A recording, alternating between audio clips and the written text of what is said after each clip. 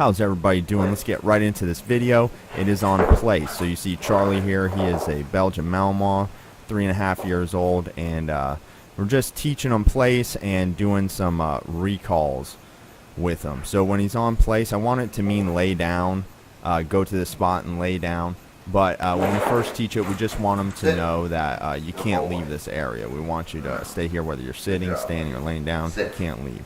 So you see how he does a great recall. He comes right back to my side when I ask him to heel and goes into a sit position because he knows he's going to get affection when he does that. No.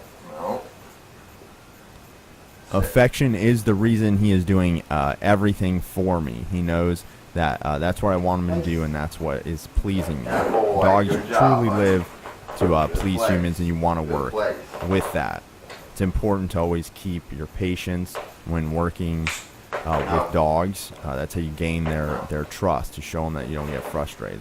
So if you see, I used my body to kind of put him back on place because he was getting ready to try and leave place. And the best thing to do as the leader is you want to provide leadership before the act happens.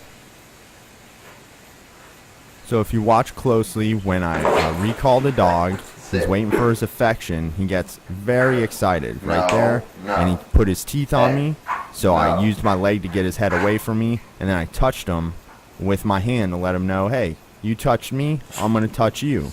And that kind of teaches them not to swing their snout into the side of you. So he does it often. He gets very excited. If you see, when I recalled him to my side, he like sprints to my side, which is a good thing for a working type dog. He's got a lot of energy and you can utilize it.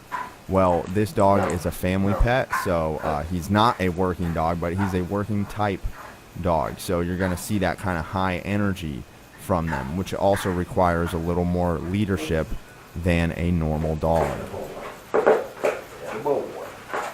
I believe the dog must do what I ask 100% of the time, and they are not allowed to dominantly touch me by any means, and that will be discouraged every time. And that's how I discourage it, is through a physical touch.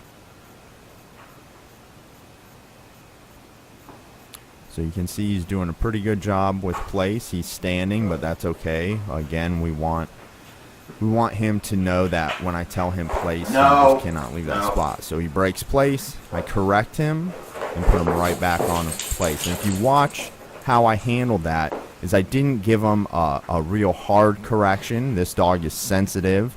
He can bite out of reaction. We want our correction to be appropriate for the infraction. So being inside my house and him just learning and getting off place isn't that big of a deal. The correction he just got on a scale from 1 to 10 was about a 2. So we want it to be appropriate for what they did. So if they did something wrong, say we're outside and I know the dog is wanting to go after another dog, he's going to get more of an 8 or a 9 correction. He's going to get a lot stronger of a correction. So we want the correction to be appropriate for what they're doing.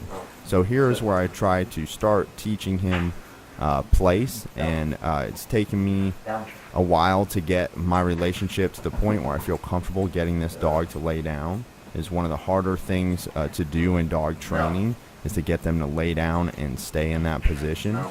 So what I'm using is leash pressure. So when he gets up, I'm just holding the leash firmly and I'm not moving. I'm not increasing the pressure. I'm just holding the pressure that I give the dog. So I'm holding and holding. If you see him look away, that's because he's avoiding the situation and what's happening. And I just hold my position to let him know I'm not going away. And there you go. He lays down. And you see him kind of put his head under my hand. He's trying to get affection from me. And I just ignore him and let him know. I go, he breaks down and I hold my position again. And you see him kind of flop on his side. He's kind of he's trying to be playful, and he's being a little submissive. But we need him to perform the command when we ask him to. Sit.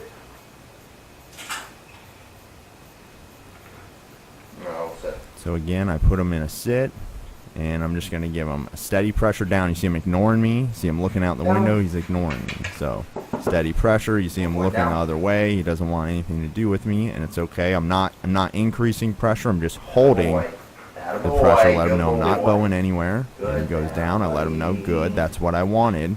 I want you to listen to the pressure. So I let him know that's what I want you to do. While you're in a down, I'm petting you. It's important for the dog to understand that no matter how many times they break the position, especially when learning, I'm going to put you right back in that position. I'm not going to get mad or angry. I'm just going to handle it matter of fact, and I'm going to put you back in that down position. This is how you gain trust and loyalty from your dog. And this is also how you get them to be reliable in public or outside, is to perform it in your home, and they must do it the way you ask. And this is, again, how you get trust, loyalty, and reliability out of your dog.